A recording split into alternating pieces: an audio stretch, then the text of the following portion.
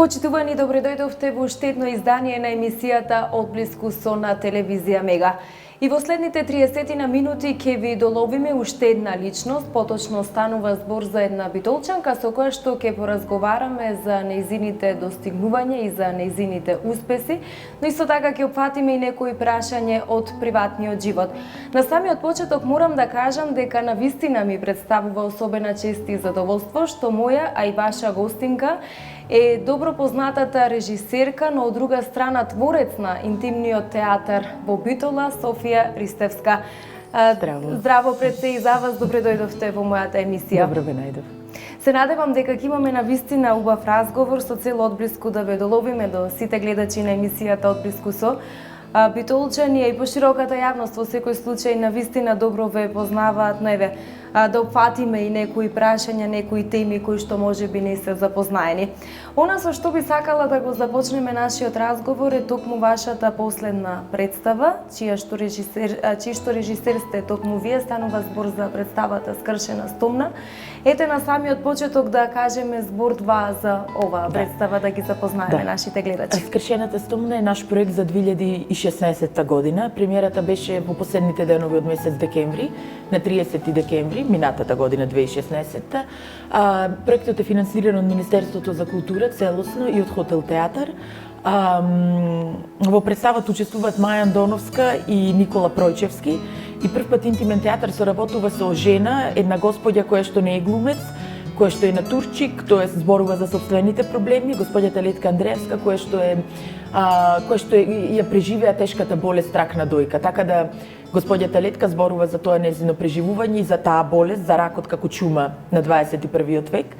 Интересно е што во нашата представа овој пат зборуваме многу за емигрирањето, зборуваме за IVF, тоест инвитро процедурата на вештачко оплодување, која што денес се повеќе жени ја применуваат за да добијат дете и колку е тешка таа процедура и колку е всушност неизвестна. Зборуваме многу за пластичната хирургија, за женското тело. Така да представата е склоп на едни многу актуелни теми и за нас е интересно како луѓето доаѓаат да погледнат. Досега веќе ја изигравме веќе 5 пати, закажана е уште 2 пати. Овој петок на 10 февруари, на 11 февруари во сабото, 19 часот се игра представата пак. Така да интимен театар се занимава со социјални проблеми, проблеми што го засегаат ова општество во кое што ние живееме, нашата локална заедница. После 10 дена боцкање се вратив кај мојот доктор. Сега ти имаш. Ти произведе 3 јајцеклетки. Девојката пред тебе произведе 7. 3 јајцеклетки замина во лабораторија. По неколку дена докторот го врати во мојата матка и ми рече: Да помогне Бог. Да помогне Бог. А добрата наука и технологијата, огромната сума на пари што ја платив на вашата сметка пред почетокот на целата моја процедура. Девојките лежат побожно. Јас читам весници со трачи рубрики. Како? Британскиот певец Елтон Џон до саботата најави бойкот на облеката од брендот Dolce & Gabbana како одговор на едниот од италијанските дизајнери кој ги нарече синтетички децата добиени преку инвитро зачупка. Како синтетички? Напиша познатиот музичар на познатата социјална мрежа Инстаграм. Добив циклус, немаше потреба да направам тест за бременност. Младиот изгоден биолог ми рече: Аз мислев си бременен човек, преубав ти беше ембрион. Не, за жал.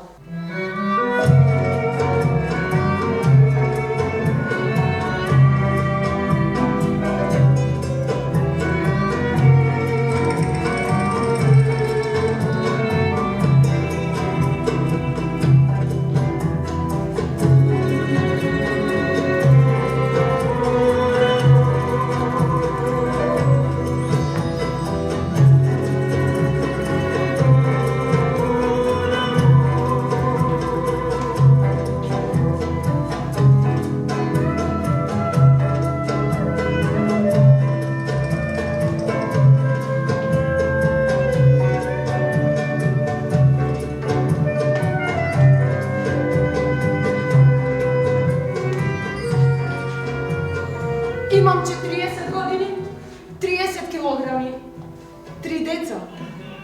И знам дека мојот маж веќе 4 години живее со друга жена.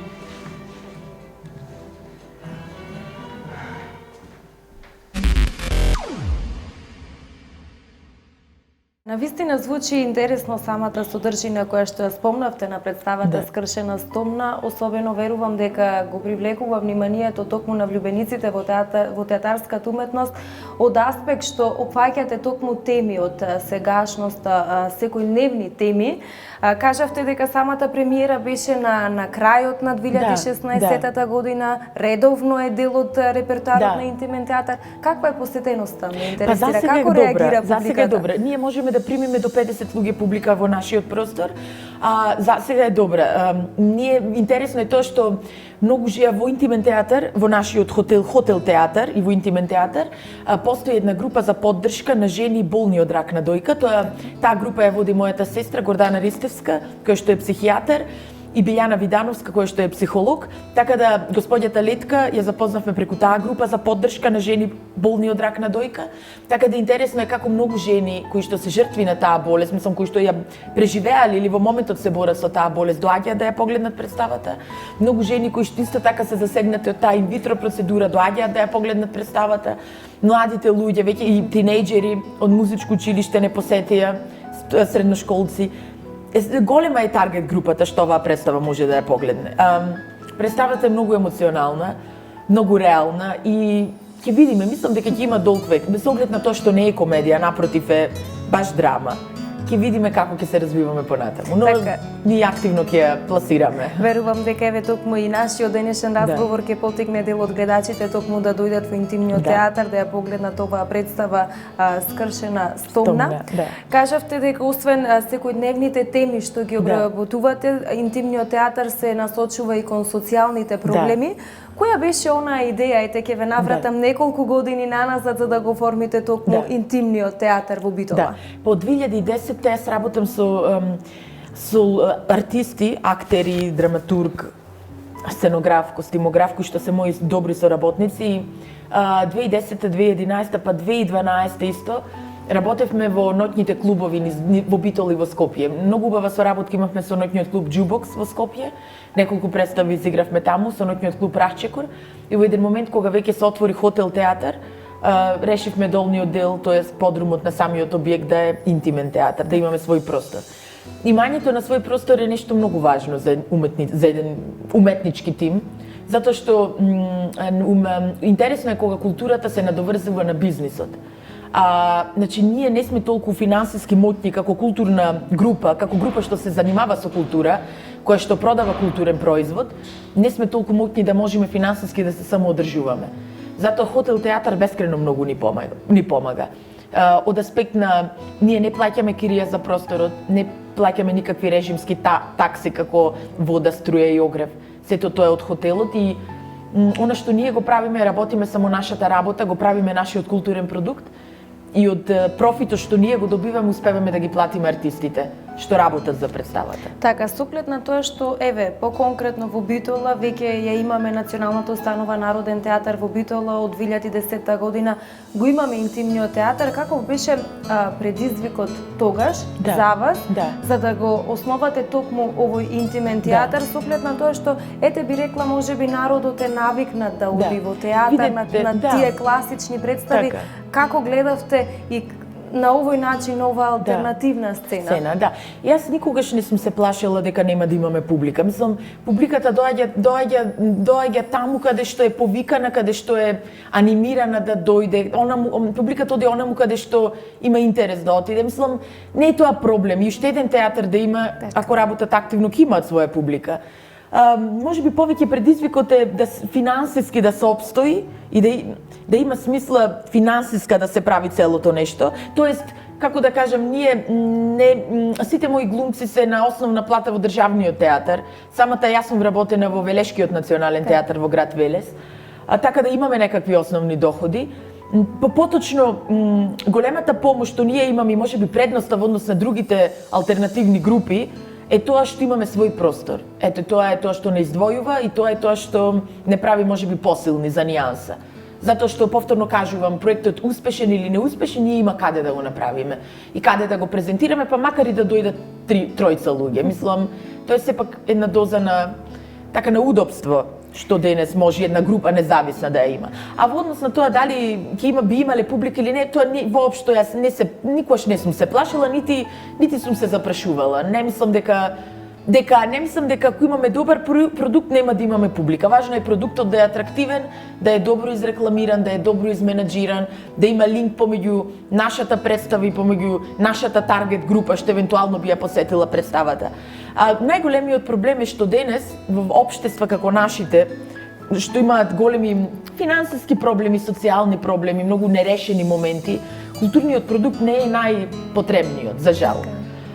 Но ние се трудиме да размислуваме поинаку, дека нашиот продукт е многу потребен, така се поставуваме за да може да има смисла целото наше екзистирање. Така, во секој случај, вие уметниците би рекла е добро да имате еден ваков простор, свој простор каде што можете да ја искажувате својата креативност, а како што кажавте, добриот глас надалеку се слуша. Се надеваме, да. Еве би сакала малку да направиме една ретроспектива од почетокот на основањето на интимниот театар. Што е она што сте го сработиле во текот на овие, како доаѓа, 6 години? Значи од 2010 постоиме неофицијално, од 2013 2011-12 сме регистрирани, од 2013 имаме простор. Па досега мислам дека 8 представи сме направиле, од кои што 4 во интимен, во нашиот простор, тука.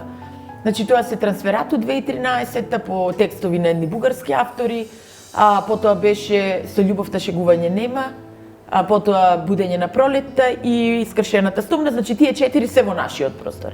И уште 4 други представи имаме продуцирано во други простори, низ другите години, значи. Тие се тие 8 представи што јас независно сум ги работела под брендот на интимен театар. Така да, тоа е тоа. Така, во секој случај за толку години и доста проекти имате, би рекла, од друга страна, на вистина се доста успешни. Ете, можам да се сетам за Трансферату, на вистина позитивни реакции имаше уште од тогаш, се разбира и за останатите проекти кои што ги имавте во вашата институција. Би сакала малку да позборуваме и од аспект на режисер. Долги години сте во оваа професија, но ете како започна таа приказна, кога на самиот почеток тоа да сакам да го доловиме до нашите гледачи, кога пред се роди вашата љубов токму кон режисерството, кон оваа уметност? Па видите, малку е комплексно, значи детето сака да стане глумец и балерина, например, а не режисер и кореограф. Значи, тие се дисциплини што малку покасно се разбираат какви се всушност. Јас сакав да бидам глумица како мала, ама заради склоп на околности се запишав на глума на Националната академија во Софија и на режија, се запишав на режија, значи на Националната академија во Софија. И 1998 дипломирав 2003. Така да ја сакам мојата професија, но јас малку во последно време ја гледам мојата професија како еден линк помеѓу она што ние го правиме како артистичен продукт, како уметнички продукти, помеѓу луѓето што имаат потреба од некаква помош. Многу ја поистоветува мојата професија со социјалните моменти и со социјалните потреби на луѓето. Некако се помалку и помалку сакам да се изживувам само како уметник. Мислам дека денес од 21 век дека таквата категоризација е малку излишна. Значи, за мојот театар јас сум и режисер, и уметник, и менаџер, и продуцент, и линк помеѓу продуктот и публиката, и глас на некои групи кои што се, како да кажам, маргинализирани.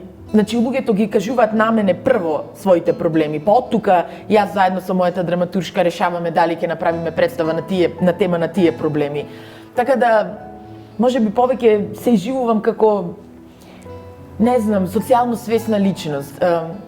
И мојата професија како режисер само повеќе ми помага да имам слух за бедните и за угнетените и за помалку среќните од мене. Така, во секој случај. Она што ме интересира, ја кажавте темата на која што најмногу сакате да работите. Дали може би има некој текст, некое драматуршко дело кое што сакате во блиска иднина да го обработите, да го поставите? Нема такво дело. Јас одавна не се занимавам со драмски текстови веќе подготвени, класични. Сакам во многу блиски днина да направиме една театарска група која што ќе биде составена од повозрасни луѓе, од пензионери, и да можеме со нив да правиме представи на теми што нив ги интересира. Тоа ми е така голема желба. Во моментов имаме детска школа за поглума, за дечина имаме во самата школа од 3 до 18 години, во неколку групи се поделени децата. Ети тоа баш би сакала да кажам дека секоја сабота и недела децата се собираат во интимен театар, имаме во 2 групи се поделени и третата е тинеџерската група, така да ако некој сака да се го испрати своето дете да учи глума, може комото да ни се обрати.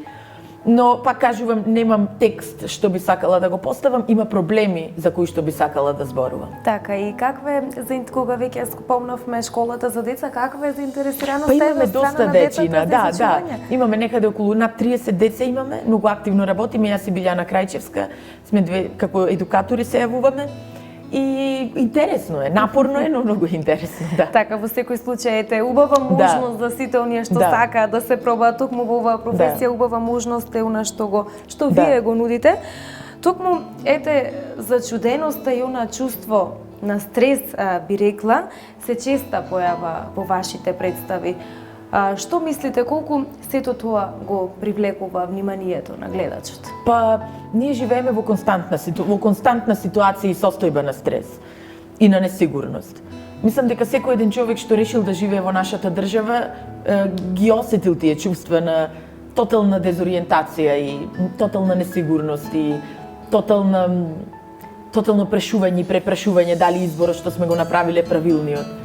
Затоа луѓето се пронаоѓаат во она што ние го правиме на сцена. Ние, пак кажувам, значи, ставаме на сцена луѓе што зборуваат во име на проблем. Во Будење на пролетта глумев и јас, значи, една од перформерите во самата представа бев јас, изборував за личните мои искуства како е да се живее во огромно тело, како е една жена, млада жена да има огромно тело и како е да се преживува тој момент на булинг или на некакво понижување на околината кон таква индивидуа. И многу е веројатно луѓето да се поистоветат со тој момент. Да, значи, како да ви кажам, ние се обидуваме се помалку и помалку да сме уметнички настроени. Јас не верувам во таков момент и таков концепт. Верувам уметноста може да постои само ако е во силен линк со општеството и ако говори за тоа што ни се случува во моментов. И не само на некое политичко ниво, а на општо човечко ниво. Многу поинтересно е кога еден човек има обичен проблем, па дури и проблемот да е дека денес му почина кучето, например, и да го сподели тоа на сцена, е многу поинтересно и поточно и позначајно отколку кога ќе се постави Хамлет. Така да, интерпретациите на големите дела можат да бидат интересни, но нашиот театар не мислам дека има толку многу сила за да направи нешто толку интересно за да биде класичниот текст така интересен. Мислам дека треба да се држиме само до нашите проблеми и да сме храбри да го споделуваме на сцена она што ние навистина сме.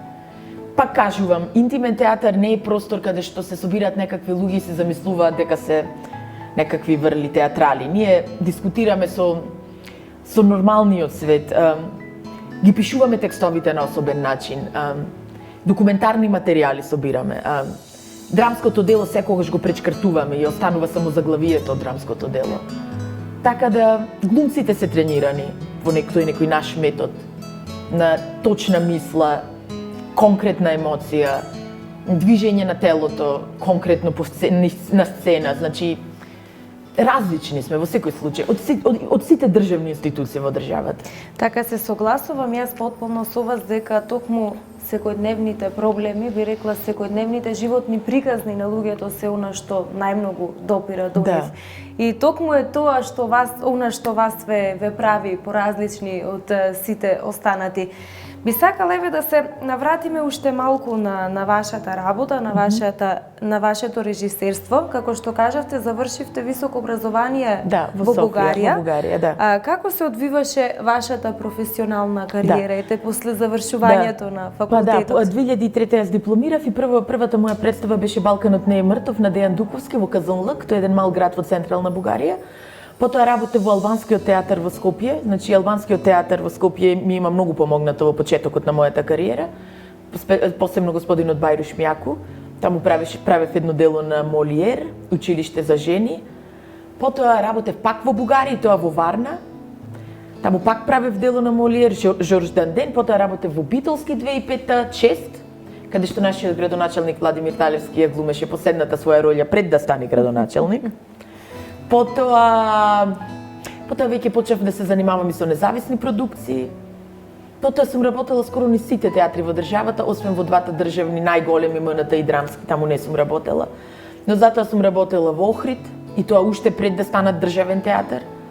Сум работела во Прилеп, во Куманово, сум работела во Тетово. Доста со албанските колеги имам работено. И во интимен театар. Така во да. Велес, да. Така, во Штип. Сум работела многу. Толку многу што веќе имам малку потреба, малку и да одморам, искрено. Дури како една година да одморам. Ама ќе видиме како ќе се одвива се. Така потребен Да. е нели одмор во Да. секој случај, на вистина голем број на соработки, голем број на проекти позади вас, Да. но дали може би имате некој или неколку така што ви се помилени? Па во Куманово во 2008 ја работев приказна за Роналд, Ловнот од Макдоналдс, на Родриго Гарсија, тој е еден шпански автор. И така беше еден многу убав период, затоа што се занимававме со текст што тотално не е драматуршки. Ова е драматуршки структуриран, значи не беше класично драматуршки структуриран. Лични проблеми повторно разработувавме, тоа беа некои мои први обиди да зборувам во прво лице еднина, значи сите ние ги кажувавме нашите проблеми на сцена. Се сеќавам дека тогаш директорот ни отпушти добри пари за сценографија и костимографија, имавме преубав простор. Да, мислам, како да ви кажам, секој процес е убав сам за себе. Режисерот е многу специјална фигура. Да. Тој не само го ја прави представата, тој некако ги анимира сите звона на тој процес, така наречен представа, затоа што глумците, актерите се едно ниво. Техничката екипа во самиот театар е друго ниво, менаџерската екипа е трето ниво. И режисерот треба некако се да обедини и да ја има крајната цел, крајната визија, како сака представата уметнички да му изгледа, но како сака од друга страна тој продукт да биде изменаџиран од страна на театарот и да се бори за својата представа, да ги тера луѓето да веруваат во она што тој го прави. Значи мора да има многу силна психолошка, силна способност за преценување психолошко на луѓето, да знае каде се силните места и каде се слабите на тие луѓе кои што се на ниво од академски образовани граѓани до луѓе што доаѓаат буквално на улица и работат во театарот. Да може да ги поврзе сите тие луѓе. Не знам, комплексно е, но пак таа професија ми даде способности да умеам да бидам лидер на оваа моја мала група, што мене многу ми значи. Не знам, ако би била сега 18 години, може би избрала друга професија како професија, Така. која што би била можеби малку подоходовна во смисла на, но пак од друга страна би загубила некои други позитивни моменти што сум ги добила со мојата професија. Не знам, јас пак ви кажувам, многу сум реална, многу сум down to earth person, што би се рекло, и верувам дека нашата држава може да биде малку подобро место за живот и дека ние со ова што го правиме во овој мал град, во последно време многу заборавен и многу за жал град што се намалува, се надевам дека малку од малку можеме, ето, доаѓаат 30 луѓе, гледаат представата, заминуваат со некаква емоција и дека малку од малку на тие луѓе сме им го промениле денот или сме ги натерале да размислуваат за нешто друго. И верувам дека тој мал ефект може да се шири, ако сме ние истрајни и упорни. И дека не треба да сме мегаломани, затоа што нема како да бидеме. Ние живееме, пак кажувам, во едно позатворен систем, во помала држава, но пак од друга страна и шансите за соработки, за движење се неограничени, доколку сме ние, како да кажам, интелигентни и снајдителни и иновативни. Така да, ето. Така е, уште еден момент кој што би сакала да го спомнам, но од друга страна би сакала да го потенцирам во вашата работа, е токму можноста што вие како режисер им ја давате на млади, Да. не толку искусни актерки или можеби определени личности што прв пат се појавиле во некоја си театарска представете. Баш би сакала да ви честитам токму за таа можност што му ја пружате вие. Па видите, јас сум била млада и мене некој ми дал шанса, значи јас не се плашам од тоа со кој работам. Јас знам да работам и ќе работам со кој да работам. Мислам, видите, од една страна ние даваме шанса на млади професионални актери, секогаш во Интимен театар ќе имат простор каде што ќе можат да работат, од друга страна детската школа, кажувам, каде што едуцираме млади кадри, од трета тука постои една младинска така наречена сцена што ја води Димитар Шутевски. И тој работи, тој е аматер режисер, но како пак можем да кажем дека е младински режисер, дипломиран германист, лингвист.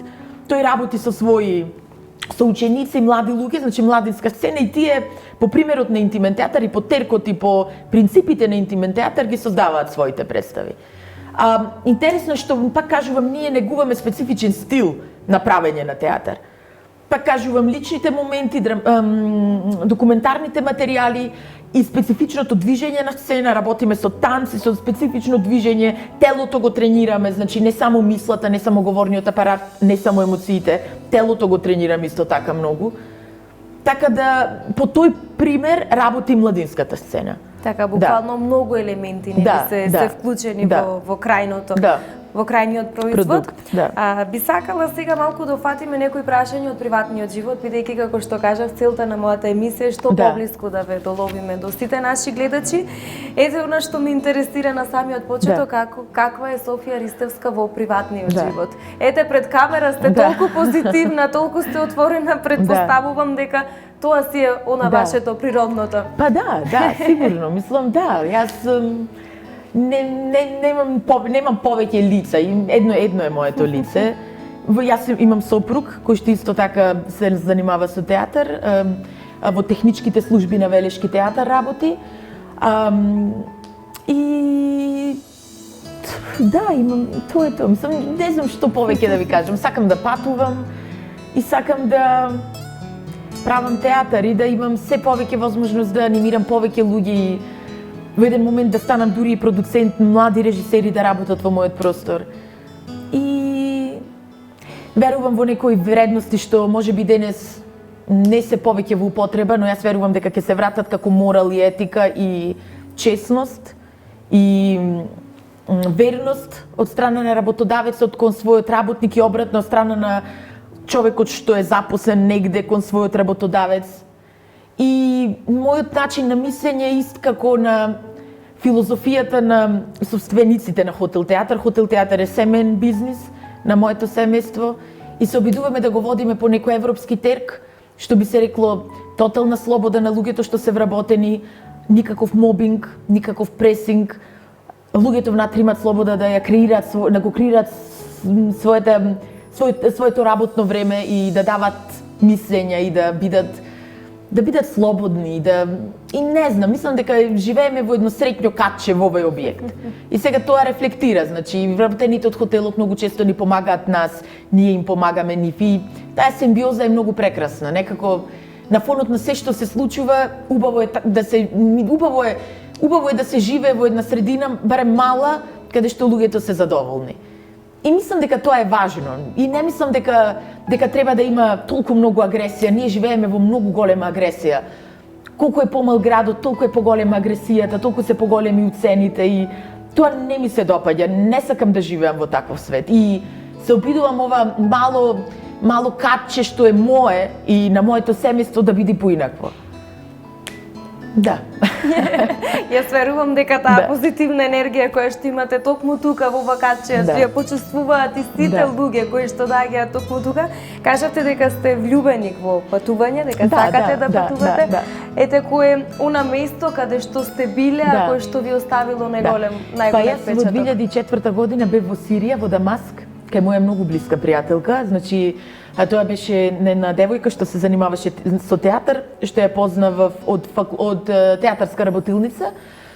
Ја посетив 2004 и можам да кажам дека Дамаск беше за мене, мислам, еден од најпрекрасните градови, најдревните градови на светот, со голема културна историска вредност и толку прекрасни луѓе, мислам, толку убаво живеа, и не ми е јасно и до ден денес како се случи целата војна таму. Исто го посетив Алепо, тоа е еден град блиску до морето. Таму дури затоа што градот е блиску до морето, луѓето не беа ни толку затворени, бидејќи во Сирија не е со закон задолжително, не беше да се носи бурка, значи слободно. Имаше луѓе во бурки, имаше луѓе само со шами, имаше жени слободни, отворени, јас како турист воопшто не требаше да се покриjem. Многу прекрасна држава и не знам, навистина не ми е јасно како се случи сето тоа што се случи таму и кога ги гледам сите тие емигранти што патуваат, посебно пред година кога патуваат низ Македонија нагоре, многу ми е срцепарателно. Затоа што тие луѓе, не знам, беа многу прекрасни, луѓе живеа прекрасно, имаа се што им треба и градот беше прекрасен. А од историски аспект да не зборувам, Палмира што е ограбија, тоа е еден град на сред пустина, јас исто ја посетив Палмира со мојата пријателка, голем дел од Сирија обиколивме. Тоа е чудо, мислам, на сред пустина беше римски град на сред пустина. И тоа жолта пустина, мислам, на вистина пустина. И ја ограбија, мислам, жалосно. И таа тага така за Сирија некако се провлекува. Мислев во оваа представа да кажам нешто за Сирија, затоа што ги гледам албумите и се гледам себе си во Сирија. Ама ќе видиме понатаму. Да, инаку сум била и во Аргентина, така, и мислам дека Латинска Америка е посебно место, значи не може да се успореди со Европа, бидејќи луѓето се многу позитивни. Тоа што нас ни фали е барем малку делче од таа нивна, значи латиноамериканецот се радува на она што е убаво. Тој не гледа на она што не е убаво, него се радува на она што е убаво и мислам дека од нив треба малку да учиме. Да. Ние западните луѓе. Така е. Ако е она место каде што не сте имале можност да одите, да. А вие така како посакувана како дестинација. Посакувана, да. Па јас ако би одела повторно негде, би сакала повторно да се вратам во Латинска Америка и тоа во оние бедни држави. Латинска Америка исто има свои како побогати држави, тоа се Бразил, Аргентина, Чиле, има победни држави, тоа се Перу, Боливија, Колумбија. И мислам и да видите колку е интересно, колку луѓето доаѓаат од победните држави се многу поискрени, многу повсеодајни, многу пољубопитни и целото тоа љубопитство што го видов во таа Латинска Америка, мислам дека сакам да го доживеам јас, дури заедно со моето семејство и сопругот и ако имаме деца, некако мислам дека е многу важно еден човек да се допре до тие култури. Затоа што западниот човек станува многу егоистичен, станува многу самовљубен, станува многу штетен дури самиот за себе. Западниот човек, европскиот човек веќе не е, се помалку и помалку е хуман, се помалку и помалку. Ако погледнеме што се случува со бегалците, како не се примаат, како дури Македонија не ги, мислам тотално е нечовечко, тотално. Многу сум против тоа што, но од друга страна самите европски држави се штитат затоа што веќе многу луѓе им навлегуваат. Во секој случај Европа е голем хаос. Некако се повеќе би сакала кога би патувала да заминам подалеку од Европа, не во богати општества, но во позитивни општества. А тоа во Латинска Америка го има насекаде. Мислам, го има едноставно, луѓето се позитивни, без разлика колку се бедни, а бедни се многу. Да. Јас се надевам дека тоа што го имате замислено ќе ви се оствари во догледно време, бидејќи полека се движиме кон крајот на емисијата од Блиску со. На што работите во моментов? Иако пред скоро време нели ја поставивте представата Скршена стомна, односно што можеме да очекуваме во блиска иднина од ваша страна? За сега ништо посебно, значи со големата сцена, со возрастната, со децата се обидуваме сега да направиме една представа за да можеме да ги представиме пред нивните родители. Тоа ни е така на агендата, па ќе видиме понатаму што ќе се случува. За сега важно е да играме Скршената стомна, да има публика. Повторно кажувам овој петок и сабота, 10 и 11, од 19 часот ја играме, слободно кој што сака може да не посети. Така. Очекуваме се што е ново од ваша страна, се разбира, тука сме да ја следиме и вашата работа. Еве само на самиот крај некоја си порака од вас до нашите гледачи. Та порака не знам, она мисла што константно ја користиме да бидиме ние, да бидиме промената што сакаме да ја видиме во светот. И не знам, да сме малку подобри луѓе, што би рекло потолерантни и покоректни, повоспитани дури, потрпеливи, затоа што животот е многу краток и многу лесно се губи. И кога ќе се погледнеме некои луѓе, како например господјата Летка, што дава огромна сила за да дојде во нашата представа, бидејќи поради ракот, кој што е рак на дојка, тој се проширил, коските и се малку послабо оди, послабо се движи, жената станува секоја изведба да дојде на представа и да учествува во представата. И кога ја гледам неа, некако немаме право ние другите што сме во најмала рака здрави, немаме право да сме несреќни или да сме невоспитани или нетрпеливи или несолидарни, едноставно немаме право. Затоа повторно кажувам, секогаш да помислиме на луѓето што се помалку среќни од нас. А има многу луѓе што се помалку среќни од нас. Мислам, така да повикувам на хуманост. Ја заборавивме хуманоста и човечност и коректност и не знам, морал, етика, добрина. Ете така. Навистина ми беше чест и задоволство да ви имам како своја гостинка во емисијата од Блискусо. На самиот крај само ќе ви се заблагодарам за гостувањето, се разбира, ќе ви посакам уште многу успех на секое поле и во иднина. Фала ви многу, благодарам. Почитувани, тука е крајот на уште едно издание на емисијата од Блискусо. Јас верувам дека и во изминатите минути со мојот денешен гостин успеавме да го задржиме вашето внимание до самиот крај. Ви благодарам за вниманието со кое што не следевте и секако ќе ве поканам и понатаму да останете на фреквенцијата на телевизија Мега. Со нов гостин се гледаме точно за 7 дена. Довидување!